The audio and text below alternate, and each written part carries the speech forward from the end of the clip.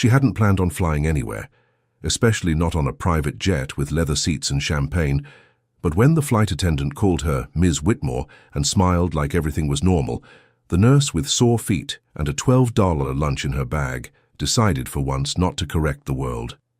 Rachel McAdams, no relation to the actress, she always jokes, shuffled down the fluorescent hallway of Chicago O'Hare's Terminal 3, her nursing clogs scuffing against the floor with every tired step. Her shift at St. Vincent's had ended 4 hours ago, but she stayed to sit with Mrs. Bernard, who was too scared to die alone. Rachel had held the woman's hand until her pulse faded. Then she cleaned up the room. No one asked her to. They never had to. She didn't realize she was crying until the tears hit her security badge. Now, lugging a borrowed suitcase that wasn't even hers, it belonged to her roommate Amanda, who'd begged her to drop it off at the airport. Rachel was bleary-eyed and emotionally worn. She was only supposed to run it in to a check-in desk. Amanda's fashion internship started in New York that evening, and her suitcase had been left behind in their shared Uber that morning. Rachel reached the desk where Amanda told her to go, read off the name on the tag. Whitmore. "Ah, yes, Ms. Whitmore." The woman behind the desk smiled with tight corporate polish. "Please proceed to the VIP terminal, gate 6B. They're expecting you." Rachel blinked. "Me?" The woman just smiled again and waved her through. She hesitated. Amanda did say her boss was rich, and Rachel wasn't about to argue with someone calling her a VIP. Have you ever taken a wrong turn that led you somewhere unforgettable? Tell us in the comments. Some mistakes are magic in disguise. Dominic Blackwell stepped out of the black Escalade and into the private terminal like a man walking into court. He hated these weekly flights to New York. His life was a curated machine, meetings, interviews, events, all wrapped in million-dollar veneers. His assistant Tom followed behind, listing off numbers and names. "Whitmore intern is joining the jet today. She's the one covering the new designs. Missed the earlier flight, but it's handled." Dominic nodded absently. He barely looked at people anymore. Everyone wanted something. Always. As he boarded the jet, he rubbed at his temple. The headache never left. New York meant facing the penthouse that used to feel like home. Before Fiona left with the tabloids and half the internet watching, he just needed to get through the weekend, get through the damn fashion event, smile for cameras, then fly back and be alone again. Rachel stepped onto the private jet like she was entering a dream. Cream-colored leather seats, a silent stewardess in black and gold, sparkling water in tall glasses. Every instinct told her she didn't belong, but no one stopped her. No one asked for ID. Her brain, fogged with grief and exhaustion, didn't resist. She slid into the seat closest to the back, clutching the bag on her lap like a shield. It was all too much, and kind of hilarious. She imagined texting Amanda later. "Your rich boss thinks I'm you. I'm going to prison." But then she heard footsteps. Dominic entered, eyes scanning the cabin automatically, and then paused. She looked up. They locked eyes. For 1 second, nothing moved. His brows furrowed. "You're Amanda Whitmore?" Rachel blinked. No, I'm Rachel. Rachel McAdams. I think I'm in the wrong place." Silence. Dominic stared at her. The stewardess turned slowly. Tom, from the stairs, froze mid-step. Then, to her utter shock, Dominic did something no billionaire stereotype ever does.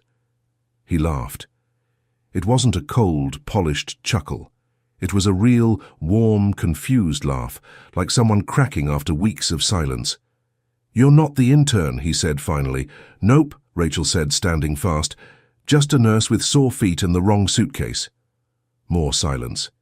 "You're on my jet," he said. "I can leave." Her cheeks burned, but Dominic looked at her for a beat longer. And in that moment, when most men would have had her escorted off, something shifted in his eyes. "No," he said. "Sit down." Rachel hesitated. "What?" "New York's beautiful this time of year, and something tells me you need a break more than anyone I know." She stared at him, stunned. "Besides," he added, with a sly, crooked smile, "it might be fun to pretend for a weekend." The jet sliced through clouds as the city shrank beneath them. Rachel sat stiffly, her hands curled tight in her lap, trying not to look as poor and uncomfortable as she felt. Across from her, Dominic sipped something clear and expensive. The man didn't fidget. He didn't blink too much. He existed like the jet was an extension of his body. She, on the other hand, was having an identity crisis in leather seating. "You know," Dominic finally said, "I don't usually let complete strangers on my plane." Rachel gave him a look. "Really? Because I thought billionaires loved bringing strange women onto jets." He smiled at that, one corner of his mouth lifting. "Touché. I swear I didn't mean to sneak on. Your people thought I was someone else, and I didn't sleep in like 2 nights. Honestly, I thought I was dreaming." He raised an eyebrow. "So you stayed?" She looked out the window. "Yeah. I guess I just didn't want to go back."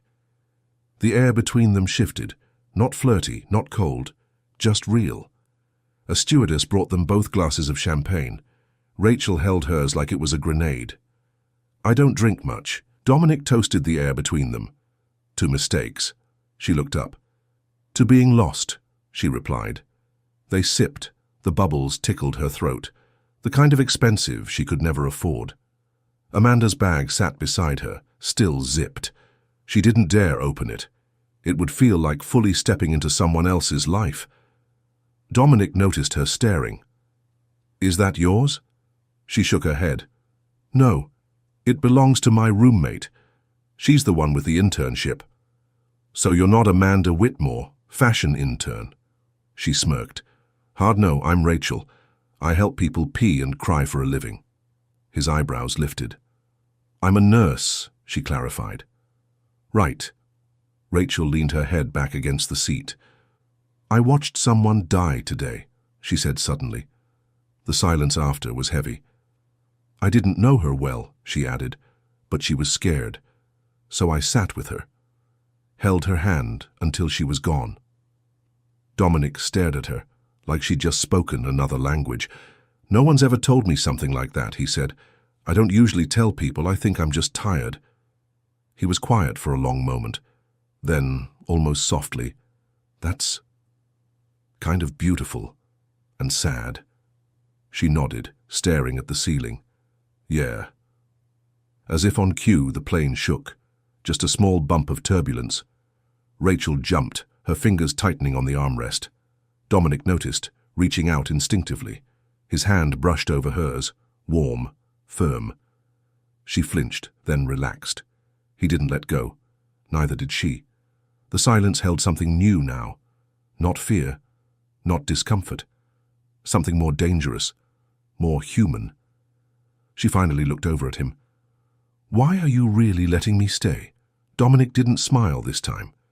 "Because you're not trying to impress me," he said, "and I think I forgot what that felt like." Do you think real love starts with honesty or mystery? Tell us in the comments. Would you have stayed on the jet? As the plane began its descent, Rachel stared at the skyline of New York, her chest tight with something unfamiliar. Possibility. Dominic spoke without looking at her. "You're staying at my penthouse." She choked on air. "What?" "It's got 5 bedrooms, and you're not sleeping in some hotel after that story about holding hands with a dying woman. I didn't tell you that for pity." He glanced at her, eyes soft. "I didn't hear it with pity."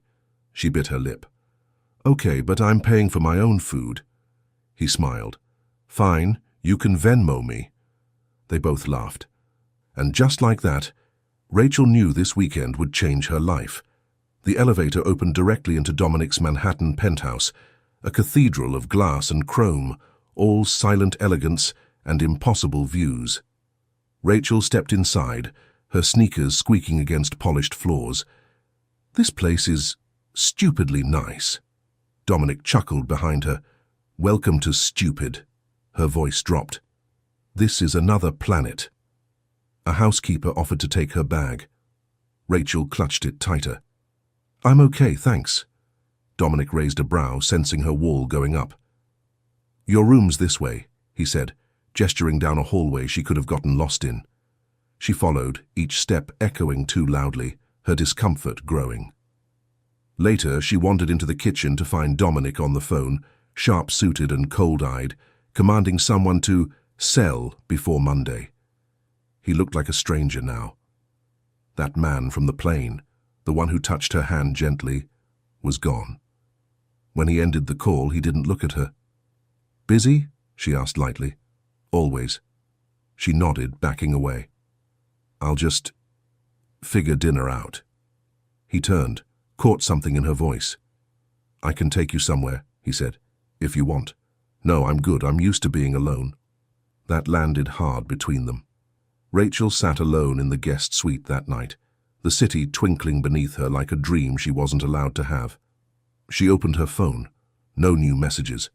She almost texted Amanda but didn't want to explain anything.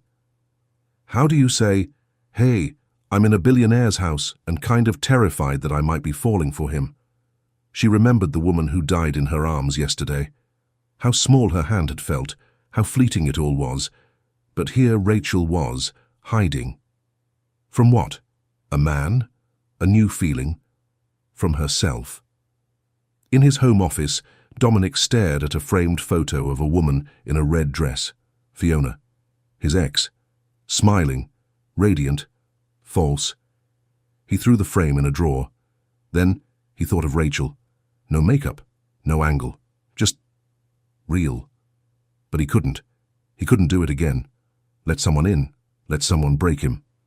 He poured a glass of scotch and watched the skyline, trying to ignore the sound of laughter in the hallway. She was talking to the housekeeper. Her laugh was warm.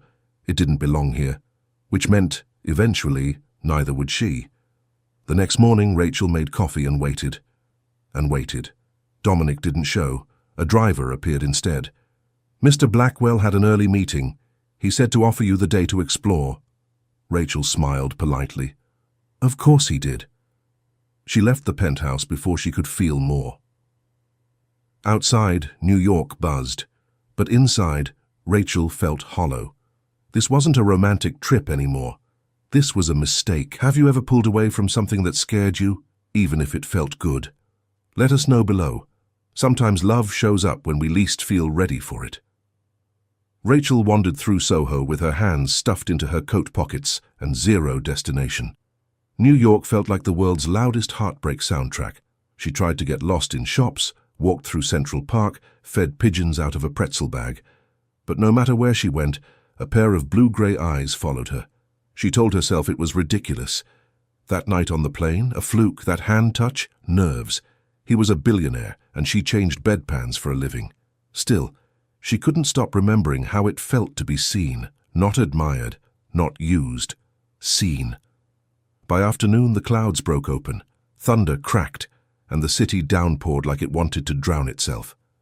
Rachel ducked into a boutique cafe just before the lightning hit. She wasn't the only one. Dominic Blackwell was already inside, dripping wet, without his usual entourage or armor. For one blink, they both froze. Of all the cafes in Manhattan. She blinked. "You following me?" He smirked, rainwater dripping off his jaw. "I could ask you the same thing." "Trust me," she muttered, pulling off her soaked scarf. "If I were stalking someone, I'd pick someone less emotionally unavailable." Ouch. The cafe was tiny, crowded with people escaping the storm. Only one two-top was open. They sat across from each other, wet, steaming, awkward. Rachel ordered tea. Dominic ordered coffee, black. "You disappeared," she said. "I figured you'd want space." "You figured wrong." A beat. "I've never done this," he confessed. "Done what?" He looked genuinely uncomfortable.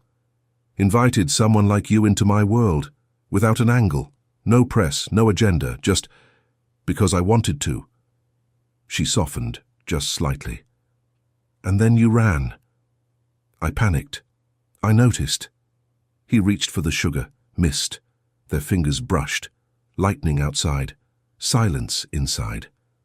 They sat in silence, steam curling between them, the sounds of clinking cups and distant thunder all around. Rachel finally said, "This was supposed to be a delivery errand, you know that, right?" Dominic smiled. "Worst delivery job ever." She laughed. "Tell Amanda that when she finds out I'm drinking overpriced tea with her billionaire boss." His smile faded a little. "You think this is just tea?" "I think I'm just a nurse." He leaned forward, voice low. "Then, Why do you feel like the first real person I've talked to in years? The cafe vanished around them. Just breath, just eyes. The storm didn't let up. Hours passed. They talked. About childhood. About terrible movies. About the exact moment each of them stopped believing in forever. When the sky finally cleared, the sun setting in gold behind skyscrapers, Dominic stood. I'll walk you back. You have meetings. I'll move them. Rachel hesitated. Why are you doing this? He paused.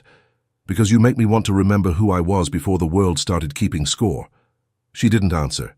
She just walked beside him in the rain-damp streets, heart thudding like a second thunderstorm. The next day they found themselves at the Met. It wasn't planned. Nothing had been since the storm. Rachel just mentioned she'd never been, and Dominic, without his usual sarcasm, said, "Let's change that." She stood in front of a Monet, lost in the softness of the colors. He stood beside her, quieter than usual. "You know," she said, still staring at the painting, "I used to dream of coming here. I was supposed to come with my sister. It was our escape plan." Dominic glanced over. "What happened?" "She got sick." A beat. "Cancer," she added, voice brittle. "Fast, messy. She was gone before I knew how to say goodbye." He didn't offer a platitude, just stood beside her still. "I became a nurse after that," she said. "Felt like the only thing I could do that meant something." Dominic looked at her differently then. Not like someone in his world, but someone stronger than anyone he knew. Later they walked through the sculpture wing. Rachel nudged his arm. "Your turn." "My turn." "To drop the emotional anvil." He gave a dry laugh. "You want the full tragic billionaire backstory?" "I want the truth." He sighed, eyes landing on a marble figure of a man bent over in grief. "My mother died when I was 12, he said. "Car accident. I was the one who found her." Rachel froze. "My father blamed me," Dominic continued. "Not directly, just in ways that mattered. He buried himself in work. I was a liability, a reminder. So I became what he wanted. Numbers, discipline, control. Everything but human." Rachel said nothing, just slipped her hand into his. "I forgot how to be close to anyone," he said. "Until you." They sat on a bench beneath a massive skylight, light spilling across polished floors. Rachel asked softly, "Why'd you stay with Fiona?" Dominic's jaw tightened. "Because I thought, if I gave her everything, she'd stay. That if I bought love, I could control the part where people leave." He looked at her. "But you didn't want anything from me." Rachel nodded. "And that scared you?" "Still does." Another silence. Not awkward, just heavy. "I'm scared too," she admitted. "You don't just step into a world like this. I keep waiting for it to vanish." He reached for her hand again, eyes serious. "Then don't wait, just stay in it." Back at the penthouse, she sat with him on the couch, flipping through old vinyl records, a fire crackling behind them. She found one, Louis Armstrong. He took it gently, set it on the turntable. Music floated through the room like memory. He held out a hand. "Dance with me?" "I don't know how." "I don't either." They danced anyway, awkward, laughing, close. And then, too close. He leaned in. Their lips touched, soft, slow, real. And then, she pulled back. "I can't, not yet." He nodded, barely. But something had already shifted. They'd seen too much of each other now. There was no going back. Rachel woke in the guest room, tangled in two soft sheets. She blinked at the skyline outside the window, grey-blue and glorious. Her heart felt like a muscle stretched for the first time in years. She wandered barefoot to the kitchen and found Dominic already there, sleeves rolled up, scrambling eggs. "You cook?" she teased. He looked up. "Only for people I like." She smiled, accepting the coffee he handed her. Their fingers brushed again, but this time neither flinched. "I dreamed about you," she admitted. He blinked. "Was I rescuing you or ruining your life?" "Neither. We were just eating cereal, talking, laughing, like it was normal." He leaned against the counter, watching her. Maybe it can be. That day they skipped meetings and skipped reality. They fed ducks in Central Park, rode the carousel. He bought her a hot dog and insisted she try it New York style, then laughed when she choked on the mustard. They took selfies. Dominic Blackwell, billionaire, solemn, guarded, laughed in every single one. She teased him about his hair. He teased her about her phone being 3 models old. She called him Dom. He didn't correct her. That night she saw a different version of him. He wasn't hiding anymore, and she wasn't either. At sunset, they ended up on the rooftop. Blankets, wine, the whole cliché. Rachel looked up at the sky. I forgot what it feels like to be light. Dominic turned to her. You were never meant to carry all that alone. She hesitated. I always had to be the strong one. After my sister, there was no one else. You don't have to be strong with me. She looked at him. What if I fall apart? I'll be there when you do. Their hands found each other again. Natural now. Familiar. You make me want things, she whispered. Things I buried a long time ago. Then let's dig them up together. She closed her eyes, pressed her forehead to his, and just breathed. They didn't kiss again, they didn't need to. There was something richer in that night, something safer.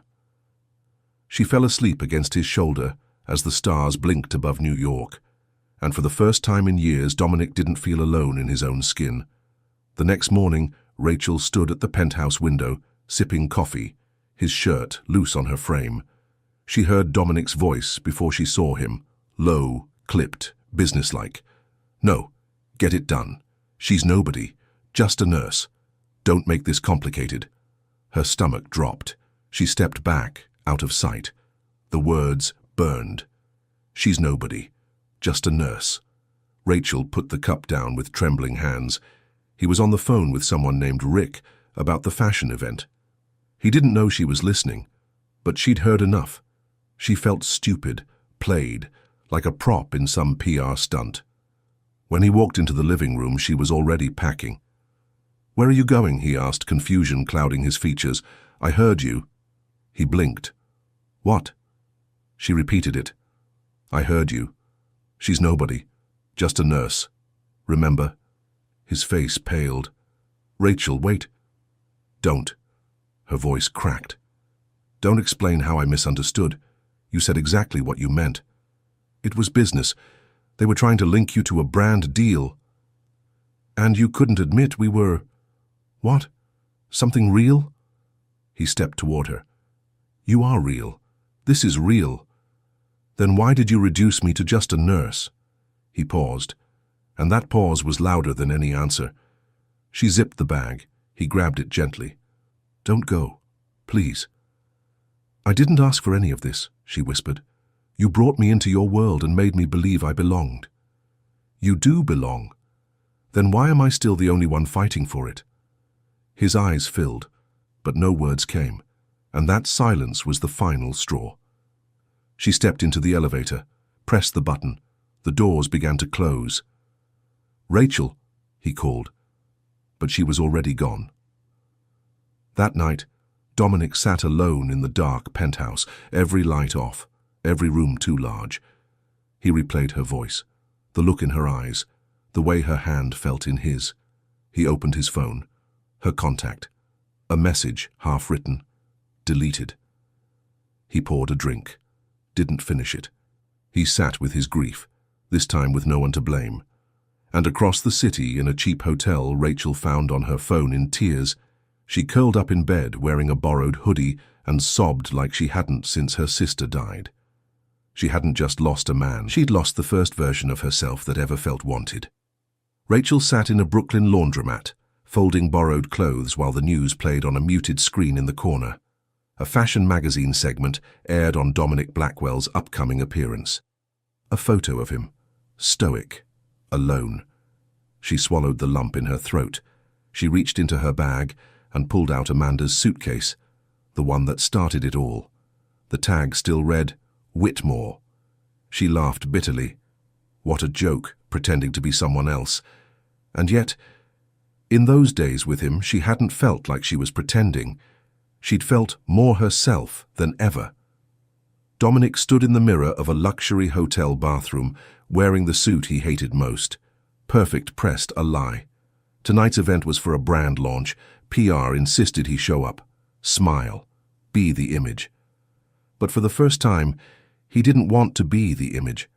He wanted to be the man who danced barefoot on his rooftop, who made a nurse laugh, who cooked eggs for a woman who didn't care how much money he had. He grabbed his phone, stared at Rachel's name. No response, no dots, just silence. He put the phone down, then picked it up again. That night, Rachel walked past the event. Crowds, paparazzi, glittering gowns and champagne laughter. She wasn't supposed to be there. But something, curiosity, anger, hope, drew her in. She stayed on the other side of the velvet rope, hidden beneath a hoodie, watching. He stepped onto the carpet. Cameras flashed, smiles snapped, but his eyes were scanning, searching. And then, in a miracle of timing, he saw her. He didn't hesitate. Dominic stepped off the carpet, ducked under the rope, ignored the flashes. Rachel backed away instinctively. "What are you doing?" "Choosing. For the press? For me. For us." She looked at him, trembling. "You hurt me." "I know. I believed you were different. I am. Because of you." He stepped closer. "I've spent my life pretending nothing gets to me. But you did. You broke through everything I built to keep people out. And I'm sorry I didn't know how to protect you once you got in." She blinked. Her walls were up, but shaking. Dominic swallowed. "Rachel, stay, please, not in my world, in ours. I'll build it from scratch if I have to." Her voice was barely a whisper. "What if I fall again?" He reached out, slow, open. "Then I'll be there when you do." The jet hummed as it taxied onto the runway. Cream-colored leather, soft lighting, the scent of citrus from fresh flowers in a glass vase. Rachel curled her legs under her on the same seat she first sat in, back then by mistake, now by choice. Dominic sat across from her. No business suit, just jeans, rolled sleeves, bare feet. She smiled at him over a glass of orange juice. "I still can't believe you convinced me to get back on this thing." He leaned forward. "You snuck on it once. I figured you might as well do it the right way." "Where are we going again?" "No idea," he said. "Someplace warm. I only care who I'm going with." The apartment in Brooklyn was modest by his standards, perfect by hers.